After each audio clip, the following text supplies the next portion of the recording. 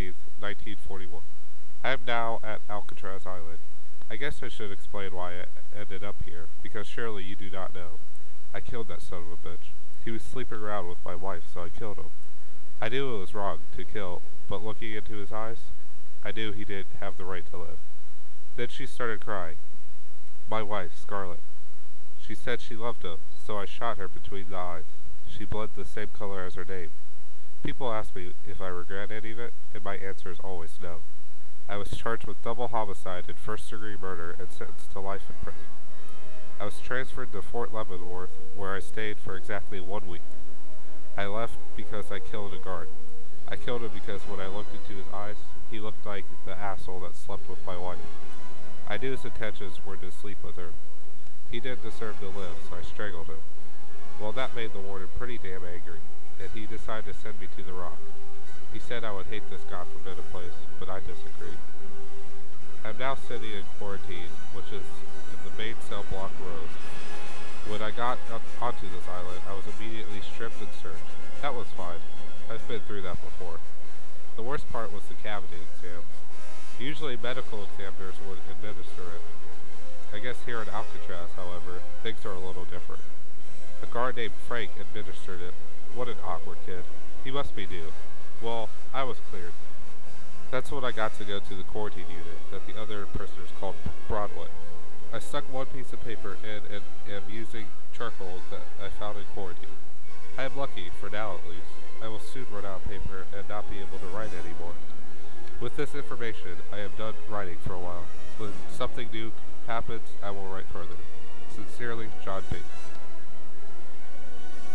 Dear Journal, today's date is April 14th, 1941.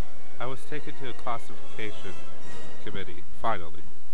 It was made up of the associate warden, the captain, the chaplain, and 2 other men I do not know. They started out by telling about my background. They said I was born and raised in Cleveland, Ohio. They continued with how much schooling I have had, which was not much. I dropped out when I was 16 to work in the factories. They continued with any juvenile record I had, and then they talked about my wife. That made me angry. Very angry. I tried to attack, but I was restrained before I had the chance to kill him. I hate when people talk about Scarlett. Then the associate warden got angry and told me to sit down and shut up. I didn't want them to hate me. I knew I was going to be here for a long time, so I did what I was told. Then they started talking about what kind of work would suit me. They also said I was lucky that I even got to work. Most criminals like me were in solitary all the time. So I thought that my job would just be dandy. I will be a yard bird, as the other prisoners call it. My jobs will be to clean the exercise yards after the others have used it for the day. It will be hard work, but it's better than sitting in my cell all day like some of the other bastards in here. Later, when I prove myself worthy as a yard bird, I will be transferred to the industry. If I am extremely lucky, I will go to the library. That is the best job on this rock. Then they permitted me to have a new cell in the long-term bunks. I will have my own cell, but I do not mind that much. I was then excused and taken to this new cell. I don't like it much, but it's better than what it could be. Rumors say that there are cells underneath the island, cells where men are taken and chained to a wall in complete darkness. I don't know if this is true, but I surely do not want to find out. Sincerely, John Bates. Dear Journal, today's date is May 22nd, 1941. Life is going rather well for me on the rock. I was transferred to work in the library and found some paper to write on. I'm excited because I ran out of paper with my last journal entry. Today I heard of a failed escape. I've heard of a few before, but this one was entirely interesting. Joe Kretzer, Sam Chalkley, Arnold Kyle, and Lloyd Barkdahl took several correctional officers hostage while working in the industry area. One of the officers was Paul Madigan, who's a complete asshole, but he will soon be ranked very high due to his leadership abilities. Or at least that is what he says to us. Anyways, the officers were easily able to convince the 4 that they could not ever escape, and therefore they surrendered. They were not the most intelligent fellows. Everyone here knows you cannot, under any circumstances, get off this island alive. Anyways, it's time for me to go back to my cell for the night. Sincerely, John Bates. Dear Journal, Today's date is March 31st, 1942. Today was a very interesting day.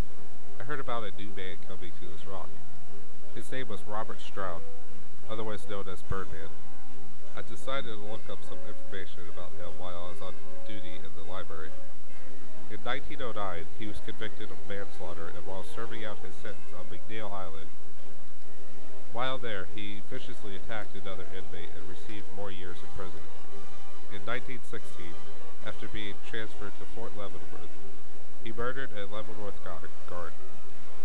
He supposedly received the death penalty, but his mama pleaded for his life. In 1920, President Woodrow Wilson commuted the death sentence to life imprisonment. Going to talk to the other inmates, I found out a little more information. Birdman is crazy. He started to do research experiments on canaries at Leavenworth. He even wrote 2 books about canaries and their diseases. We generally stay away from that crazy old bastard. We don't really care about damn birds. We are pretty much caged worse than a bird. This prison is going to be here for a long time, and I'll be here until the day I die. We are just as caged as the birds. We will never see the other side of the San Francisco Bridge. Forgotten and solitary, and here to stay until I see the light at the end of the stark and frigid tunnel. Until then, friends, I will stay here, on my Lady Alcatraz Island. Sincerely, John Bate.